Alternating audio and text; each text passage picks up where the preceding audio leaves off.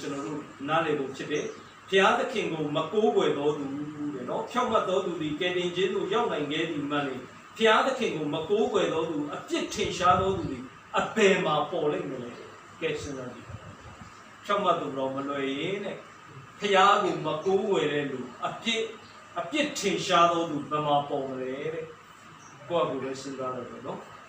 ဘာကြောင့်တချို့တွေတော့မကြိုက်ဘူးနော်ငရဲသိမပြောပါနဲ့အဲ့လိုပြော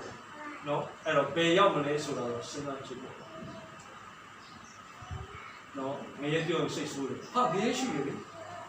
မပြောလို့ရမလားအခုတည်းကရွေးထားရမှာလေကိုရောက်မှရွေးလို့ရလားမရဘူးဆုံးဖြတ်တဲ့စီရင်တဲ့အချိန်ရောက်ပြီကျွန်တော်ဆရာတော်က